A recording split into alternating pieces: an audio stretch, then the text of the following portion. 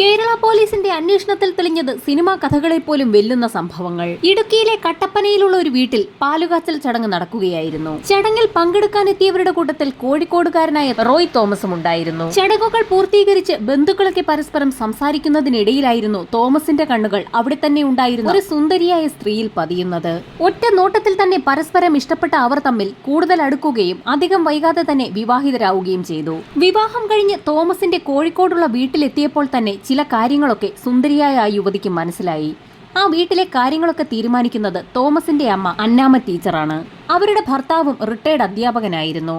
നാട്ടിൽ നടക്കുന്ന പ്രധാനപ്പെട്ട ചടങ്ങുകൾക്കൊക്കെ ചുക്കാൻ പിടിക്കുന്ന ഒരു വ്യക്തി കൂടിയായിരുന്നു അന്നാമ്മ ടീച്ചർ. പ്രീ ഡിഗ്രിക്ക് അപ്പുറത്തേക്ക് പഠിച്ചിട്ടില്ലാത്ത ആ യുവതി തോമസിനോടും അയാളുടെ വീട്ടുകാരോടും പറഞ്ഞിരുന്നത് താൻ എം.കോം പാസ്സായിട്ടുണ്ട് എന്നായിരുന്നു. തങ്ങളുടെ മരുമകൾ ഒരു എം.കോംകാരിയാണെന്ന് വളരെ അഭിമാനത്തോടു കൂടിയായിരുന്നു അന്നാമ്മ ടീച്ചറും അവരുടെ ഭർത്താവും നാട്ടുകാരോടൊക്കെ പറഞ്ഞുകൊണ്ടിരുന്നത്. എന്നാൽ നാളുകൾ കഴിഞ്ഞിട്ടും എം.കോംകാരിയായ തങ്ങളുടെ മരുമകൾക്ക് എന്തുകൊണ്ടാണ് ഒരു ജോലി കിട്ടാത്തതെന്നുള്ള സംശയം സ്വാഭാവികമായും അന്നാമ്മ ടീച്ചർക്കുണ്ടായി. അവരാ കാര്യം മരുമകളോട് ചോദിക്കുകയും ചെയ്തു.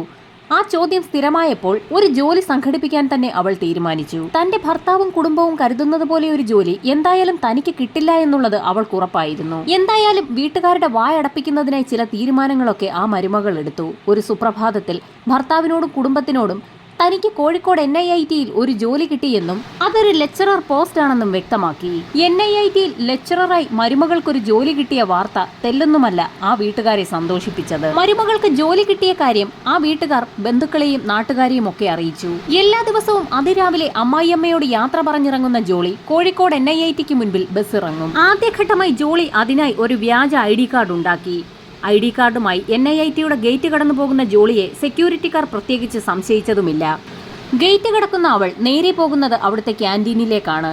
കുറച്ചുനേരം ക്യാൻറ്റീനിൽ സമയം ചെലവഴിച്ച ശേഷം സെക്യൂരിറ്റിക്കാരുടെ കണ്ണു വെട്ടിച്ച് പുറത്തിറങ്ങി ഏതെങ്കിലുമൊക്കെ ബ്യൂട്ടി പാർലറുകളിലൊക്കെ കയറി ഇറങ്ങി അവിടെ എവിടെയെങ്കിലുമൊക്കെ കറങ്ങി നടന്ന ശേഷം വൈകുന്നേരം കൃത്യമായി വീട്ടിലേക്ക് തിരിച്ചെത്തും. 1-2 ദിവസമല്ല ഇങ്ങനെ തുടർന്നത്. ഏകദേശം 3 വർഷക്കാലത്തോളം ആ മരുമകൾ വീട്ടുകാരെ കബളിപ്പിക്കുന്നതിനായി ഇതേ പ്രക്രിയ നടത്തിക്കൊണ്ടേയിരുന്നു. അവധിയുള്ള ശനി ഞായർ ദിവസങ്ങളിൽ ടീച്ചറായ അമ്മായിയമ്മയെ പോലെ മരുമകളും പള്ളിക്കാര്യങ്ങളും നാട്ടുകാരുടെ കാര്യങ്ങളിലുമൊക്കെ ആക്റ്റീവായി ഇടപെട്ടു തുടങ്ങും.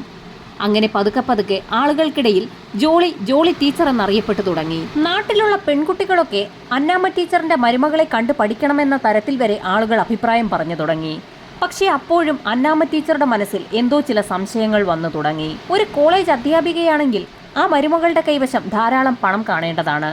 എന്നാൽ അത്തരത്തിൽ പണമുള്ളതിന്റെ ഒരു സൂചന പോലും തനിക്ക് ലഭിക്കുന്നില്ല. മരുമകളെ പലപ്പോഴും അന്നാമ്മ ടീച്ചർ ചോദ്യം ചെയ്യുന്നത് പതിവായി. ടീച്ചറുടെ സംസാരം ഒടുവിൽ മരുമകൾക്ക് കോഴിക്കോട് ചില വ്യക്തികളുമായൊക്കെ അടുപ്പമുണ്ടെന്ന തരത്തിൽ വരെയായി. കോഴിക്കോട് പല സ്ഥലത്ത് വെച്ചും ജോളിയെ കണ്ടതായി പല ആളുകളും അന്നാമ്മ ടീച്ചറെ അറിയിച്ചതാണ്. അമ്മായിയമ്മ തന്നെ സംശയിക്കുന്നു എന്ന് മനസ്സിലാക്കിയ മരുമകൾക്ക് ആകെ പരിഭ്രമമായി. തന്നെ സംശയിക്കുന്ന അമ്മായിയമ്മയെ ഒഴിവാക്കുക എന്നുള്ള സുപ്രധാന തീരുമാനത്തിലേക്കാണ് ഒടുവിൽ ആ മരുമകൾ എത്തിയത്. അതിനായി കോഴിക്കോട് വെച്ച് സ്ഥിരം കാണാറുള്ള ജോളിയുടെ ബന്ധു കൂടിയായ ജ്വല്ലറി ഷോപ്പിൽ നിൽക്കുന്ന മാത്യു എന്ന വ്യക്തിയെ കൂടി കൂട്ടുപിടിക്കാൻ ജോളി തീരുമാനിച്ചു. അവിടെ നിന്നുമായിരുന്നു കേരളക്കരയെ ഒന്നടങ്കം നടുക്കിയ ജോളി എന്ന സ്ത്രീയുടെ യഥാർത്ഥ കഥ തുടങ്ങുന്നത്. അമ്മായിയമ്മയെ വകവരുത്തുന്നതിന്റെ ഭാഗമായി അല്പം സയനൈഡ് സംഘടിപ്പിക്കാനാണ് ജോളി ആദ്യം തീരുമാനിച്ചത്. അതുകൊണ്ട് തന്നെയാണ് സ്വർണ്ണക്കടയിൽ സുലഭമായി ലഭിക്കാൻ സാധ്യതയുള്ള സയനൈഡിനെ കുറിച്ച് അവിടെ തന്നെ ജോലി ചെയ്യുന്ന മാത്യുവിനോട് ജോളി അന്വേഷിച്ചത്. ജോളി അക്കാര്യം പറഞ്ഞു തീർന്നതും കടയിൽ ആഭരണങ്ങളൊക്കെ ഉണ്ടാക്കുന്ന ഒരു വ്യക്തിയായ പ്രിജികുമാറിനെ ജോളിക്ക് അയാൾ പരിചയപ്പെടുത്തി കൊടുത്തു. ജുവലറി മേഖലയിൽ നിൽക്കുന്ന ആളുകൾക്ക് സയനൈഡ് പർച്ചേസ് ചെയ്യാനുള്ള അധികാരമുള്ളതുകൊണ്ട് തന്നെ പ്രിജികുമാർ ആവശ്യപ്പെട്ടതനുസരിച്ചുള്ള സയനൈഡ് മാത്യുവിനെ ഏൽപ്പിച്ചു.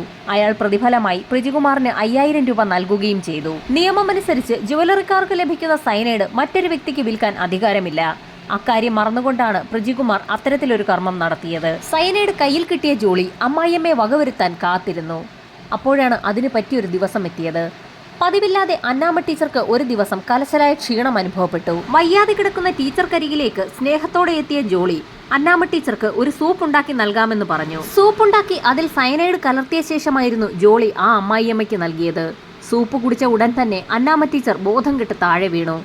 ജോളി ഉടൻ തന്നെ ബന്ധുക്കളെയൊക്കെ വിവരമറിയിക്കുകയും അന്നാമ്മ ടീച്ചറെ ആശുപത്രിയിൽ എത്തിക്കുകയും ചെയ്തെങ്കിലും അവർ മരണപ്പെട്ടു എന്നുള്ള വിവരമായിരുന്നു ഡോക്ടർ പങ്കുവച്ചത്. ഹാർട്ട് അറ്റാക്ക് മൂലം അന്നാമ്മ ടീച്ചർ മരിച്ചു എന്നുള്ളൊരു വിവരമാണ് അവിടെയൊക്കെ പരന്നത്.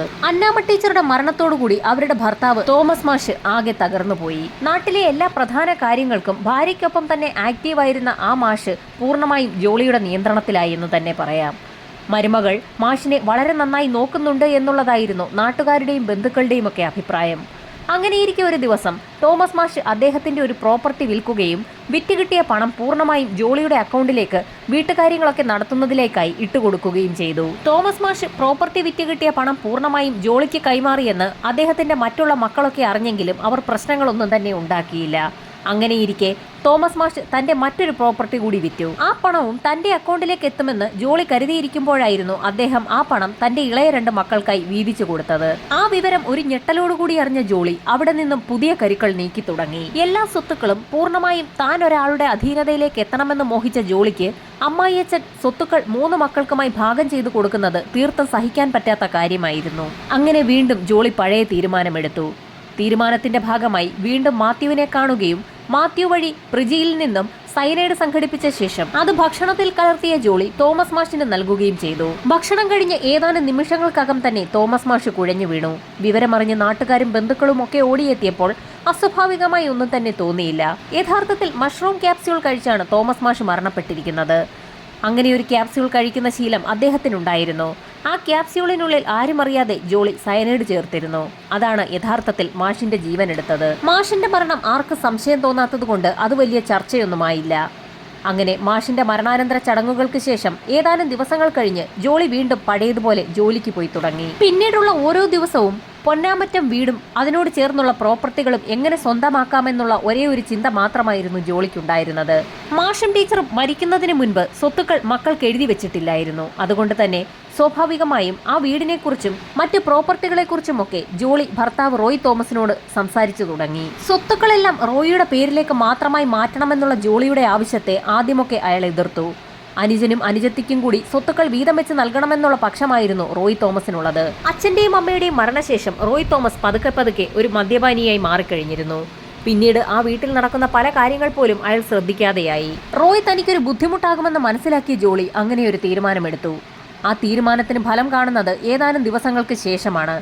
ഒരു ദിവസം ജോളിയുടെ ഉറക്കെയുള്ള നിലവിളി ശബ്ദം കേട്ടുകൊണ്ട് നാട്ടുകാരവിടേക്ക് ഓടിയെത്തുകയായിരുന്നു. ബാത്റൂമിലേക്ക് കയറിയ റോയ് എത്ര തട്ടി വിളിച്ചിട്ടും വാതിൽ തുറക്കുന്നില്ല എന്ന് പറഞ്ഞുകൊണ്ടായിരുന്നു ജോളി ഉറക്കെ നിലവിളിച്ചുകൊണ്ടിരുന്നത്. നാട്ടുകാരും തട്ടി വിളിച്ചിട്ട് റോയ് വാതിൽ തുറക്കാതെ വന്നതോടുകൂടി ചില ആളുകൾ ചേർന്ന് വാതിൽ തള്ളി തുറന്നു. അബോധാവസ്ഥയിൽ കിടക്കുന്ന റോയിയെയാണ് അവർ കണ്ടത്.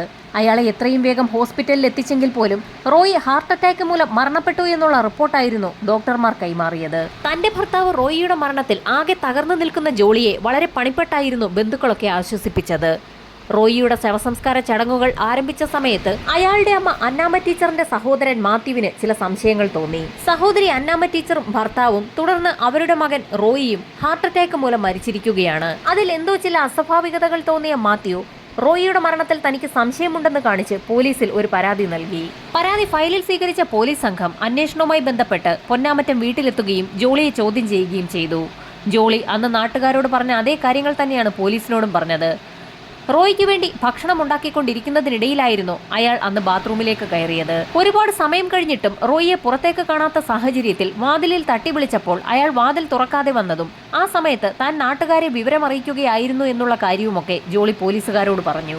തന്റെ റോയിച്ചൻ അന്ന് ഉച്ചയ്ക്ക് ശേഷം ഭക്ഷണമൊന്നും കഴിച്ചിട്ടില്ലായിരുന്നു എന്ന് ഒരു വിതുമ്പലോടുകൂടി ജോളി പറഞ്ഞു തീർത്തു. ഈ സമയത്തായിരുന്നു റോയിയുടെ പോസ്റ്റ്മോർട്ടം റിപ്പോർട്ട് പുറത്തു വരുന്നത്. പോസ്റ്റ്മോർട്ടം റിപ്പോർട്ടിൽ റോയിയുടെ ശരീരത്തിൽ സയനൈഡ് വിഷം കലർന്നിട്ടുണ്ടെന്നുള്ള ഡോക്ടർമാരുടെ കണ്ടെത്തൽ എല്ലാവരെയും ഞെട്ടിക്കുന്നത് തന്നെയായിരുന്നു. റോയിയുടെ അമിതമായ മദ്യപാനം മൂലം ആ കുടുംബം തീർത്തും കടക്കണിയിലായിരുന്നു എന്നും ഒരുപക്ഷെ മദ്യത്തിൽ സയനൈഡ് കലർത്തി റോയി കഴിച്ചതാകാമെന്നും ജോളി തന്നെ പോലീസുകാരോടും നാട്ടുകാരോടുമൊക്കെ സംശയം പറഞ്ഞു. റോയിയുടെ മദ്യപാനം നാട്ടുകാർക്കും ബന്ധുക്കൾക്കുമൊക്കെ വളരെ വിശദമായി തന്നെ അറിയാവുന്ന ഒരു കാര്യമായിരുന്നു. അതുകൊണ്ട് തന്നെ ജോളി പറയുന്നത് സത്യമായിരിക്കാമെന്ന് എല്ലാവരും കരുതി. അങ്ങനെ വിശ്വസിച്ച് ആ മരണം പിന്നീട് ആരും അധികം ചർച്ച ചെയ്തില്ല. എന്നാൽ റോയിയുടെ അമ്മാവൻ മാത്യു തന്നെ സംശയിക്കുന്നതായി ജോളിക്ക് മനസ്സിലായി. മാത്യുവിനെ വകവരുത്താൻ തന്നെ ജോളി തീരുമാനിച്ചു. അങ്ങനെയിരിക്കെ ഒരു ദിവസമാണ് റോയിയുടെ അനുജൻ തങ്ങളുടെ സ്ഥലത്തിന്റെ കരം തീർക്കുന്നതിനായി വില്ലേജ് ഓഫീസിലെത്തിയത്. കരമടയ്ക്കുന്നതിനായി വില്ലേജ് ഓഫീസിലെത്തിയ റോയിയുടെ അനുജൻ തീർത്തും ഞെട്ടിപ്പോയി.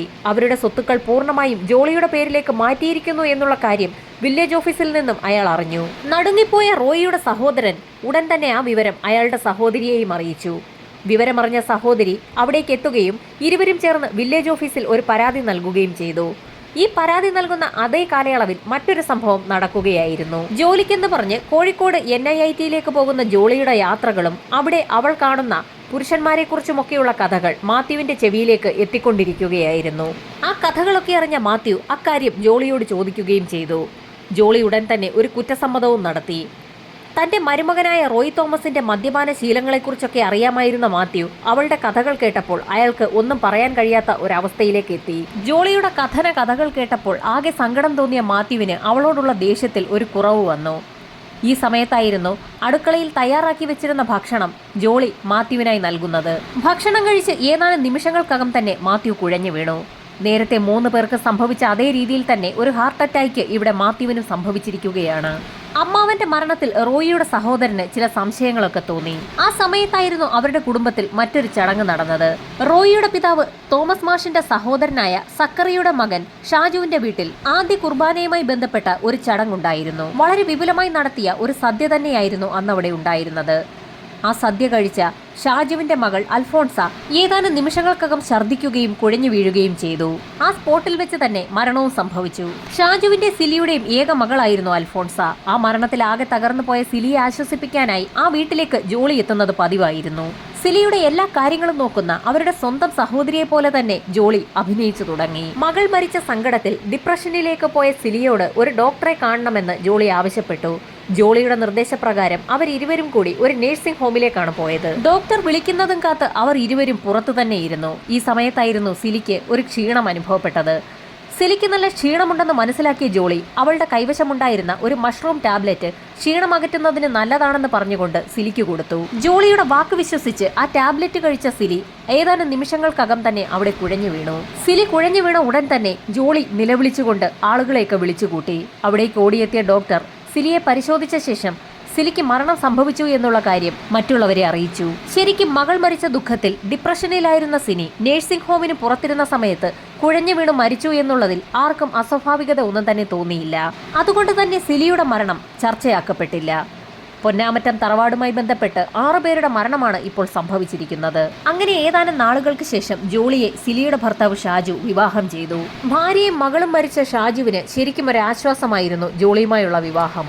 ഈ സമയത്തായിരുന്നു ജോളിയുടെ ആദ്യ ഭർത്താവ് റോയിയുടെ സഹോദരൻ റോജോ വിവരാവകാശ നിയമപ്രകാരം ഒരു കാര്യം തിരക്കുന്നത്. റോയിയുടെ മരണവുമായി ബന്ധപ്പെട്ടുള്ള പോസ്റ്റ്മോർട്ടം റിപ്പോർട്ട് ഒന്ന് കാണണമെന്നുള്ളത് വളരെ നാളുകൊണ്ട് അയാൾ അന്വേഷിക്കുന്ന കാര്യമാണ്. ആ റിപ്പോർട്ട് നൽകുന്നതിന് ജോളി വിസമ്മതിച്ച കാരണം കൊണ്ടായിരുന്നു വിവരാവകാശ നിയമപ്രകാരം റോജോ ആ റിപ്പോർട്ട് സംഘടിപ്പിക്കുന്നതിന് തീരുമാനിച്ചത്. ഒടുവിൽ വിവരാവകാശ നിയമപ്രകാരം റോജോയുടെ കൈകളിലേക്ക് ആ റിപ്പോർട്ട് ലഭ്യമായി. ആ റിപ്പോർട്ടിലൂടെ കടന്നുപോയ റോജോയ്ക്ക് പെട്ടെന്നാണ് ഒരു സംശയം തോന്നിയത്. റോയിയുടെ മരണം സംഭവിച്ച ദിവസത്തെ എല്ലാ കാര്യങ്ങളും അന്ന് ജോളി അവരോടൊക്കെ വിശദമായി തന്നെ പറഞ്ഞിരുന്നതാണ്. അവർ പറഞ്ഞ ഒരു കാര്യം അന്ന് റോജോ പ്രത്യേകം ശ്രദ്ധിച്ചിരുന്നു. അന്നേ ദിവസം റോയി ഒരാഹാരവും കഴിച്ചിരുന്നില്ല എന്ന് ജോളി അവിടെ കൂടിയ ആളുകളോടൊക്കെ പറഞ്ഞിരുന്നു. എന്നാൽ പോസ്റ്റ്മോർട്ടം റിപ്പോർട്ട് അനുസരിച്ച് മരണപ്പെടുന്നതിന് ഏതാനും നിമിഷങ്ങൾക്ക് മുൻപ് തന്നെ റോയി ഭക്ഷണം കഴിച്ചിട്ടുണ്ട്. ആ വിവരം മനസ്സിലാക്കിയ റോജോ ഉടൻ തന്നെ ആ വിവരം അവരുടെ സഹോദരിയെയും അറിയിച്ചു. അപ്പോഴാണ് ആ സഹോദരങ്ങൾ മറ്റൊരു കാര്യം ശ്രദ്ധിക്കുന്നത്. അവരുടെ അമ്മ അന്നമ്മ ടീച്ചർ, അച്ഛൻ തോമസ് മാഷ്, സഹോദരൻ റോയി, അമ്മാവൻ മാത്യു, അവരുടെ ഇളയപ്പന്റെ മകൾ അൽഫോൺസ, ആ കുട്ടിയുടെ അമ്മ സിലി എന്നീ 6 പേർ മരണപ്പെടുമ്പോഴും അവരുടെ എല്ലാം അരികിൽ ആ സമയത്തുണ്ടായിരുന്ന ഒരേ ഒരു വ്യക്തി ജോളിയാണ്. 6 മരണങ്ങൾ സംഭവിച്ച സമയത്ത് ജോളി തന്നെയായിരുന്നു ആളുകളെ വിളിച്ചു വരുത്തിയത്. റോജോയും സഹോദരിയും ഒരു പരാതി തയ്യാറാക്കി റൂറൽ SP സമർപ്പിച്ചു. അവർ പറഞ്ഞ കാര്യങ്ങളൊക്കെ കേട്ടപ്പോൾ SP ചില സംശയങ്ങളൊക്കെ തോന്നി. ഒരു കുടുംബത്തിൽ ഹാർട്ട് അറ്റാക്ക് വന്ന് 6 പേർ മരിച്ചിരിക്കുകയാണ്. 6 പേരുടെയും മരണസമയത്ത് ആ സ്പോട്ടിലുണ്ടായിരുന്ന ഒരേ ഒരു വ്യക്തി ജോളി മാത്രമാണ്. 6 മരണങ്ങളിലും സംശയം തോന്നിയ പോലീസ് സംഘം കല്ലറകളൊക്കെ വീണ്ടും തുറന്ന് ഒരു പരിശോധന നടത്താൻ തീരുമാനിച്ചു. സംശയത്തിന്റെ പേരിൽ റോയിയുടെ മൃതദേഹം മാത്രമായിരുന്നു അന്ന് പോസ്റ്റ്മോർട്ടം നടത്തിയിരുന്നത്.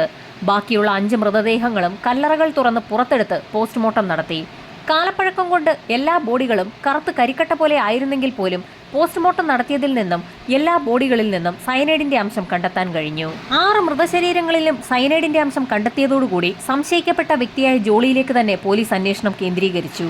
എല്ലാ ദിവസവും കൂടത്തായിയിൽ നിന്നും കോഴിക്കോട് NIITയിലേക്ക് വർക്ക് ചെയ്യുന്നതിനായി അവിടെ നിന്ന് പുറപ്പെടുന്ന ജോളി ടീച്ചർ യഥാർത്ഥത്തിൽ ഒരു ടീച്ചറല്ല, അവരവിടെ വർക്ക് ചെയ്യുന്നില്ല എന്നുള്ള വിവരമായിരുന്നു പോലീസ് അന്വേഷണത്തിൽ ആദ്യം തെളിഞ്ഞത്. അങ്ങനെയൊരു സ്റ്റാഫ് അവിടെ വർക്ക് ചെയ്യുന്നില്ല എന്ന് കോളേജ് അധികൃതർ വ്യക്തമാക്കി. അന്വേഷണം ഊർജിതമാക്കിയതിന് പിന്നാലെ ജോളിക്ക് സയനൈഡ് നൽകിയ മാത്യുവും പ്രിജികുമാറും അതിനു പുറമെ കള്ളപ്രമാണം ഉണ്ടാക്കുന്നതിന് കൂട്ടുനിന്ന ആളുകളുമൊക്കെ അറസ്റ്റിലായി. അന്നമ്മ ടീച്ചറെ കൊലപ്പെടുത്തുന്നതിന് വേണ്ടിയായിരുന്നു ആദ്യം പ്രിജികുമാറിന്റെ കയ്യിൽ നിന്നും സയനൈഡ് വാങ്ങി മാത്യു ജോളിക്ക് നൽകുന്നത്. എന്നാൽ രണ്ടാമത്തെ തവണ ജോളി വീണ്ടും സയനൈഡ് ആവശ്യപ്പെട്ടപ്പോൾ മാത്യു അത് പ്രിജികുമാറിനോട് ചോദിച്ചെങ്കിലും അയാൾ നൽകാൻ വിസമ്മതിച്ചു. അങ്ങനെയാണ് പ്രിജികുമാറും ജോളിയും തമ്മിൽ അടുപ്പത്തിലാകുന്നത്. അവർ തമ്മിൽ ഒരു അവിശുദ്ധ ബന്ധമുണ്ടായിരുന്നു എന്നുള്ള റിപ്പോർട്ടുകളാണ് പിന്നീട് പുറത്തു വന്നത്. ഇത്രയും കൊലപാതകങ്ങൾ നടത്തിയിട്ടും ജോളിയെ ആർക്കും സംശയം തോന്നിയില്ല. റോയിയുടെ പോസ്റ്റ്മോർട്ടം റിപ്പോർട്ട് വായിച്ചു നോക്കിയ സഹോദരൻ റോജോയ്ക്ക് സംശയം തോന്നാൻ തന്നെ കാരണം ജോളി അന്ന് നടന്ന സംഭവങ്ങൾ പറഞ്ഞതിന്റെ കൂട്ടത്തിൽ അനാവശ്യമായി പറഞ്ഞ ഒരു കാര്യമായിരുന്നു. അന്ന് റോയ് ഭക്ഷണമൊന്നും കഴിച്ചിട്ടില്ലായിരുന്നു എന്ന് ജോളി വെറുതെയൊന്ന് പറഞ്ഞതാണ് ഈ കേസിൽ നിർണായകമായ വഴിത്തിരിവായത്. കേസിൽ ഇപ്പോഴും കോടതിയിൽ വിചാരണ തുടരുകയാണ്.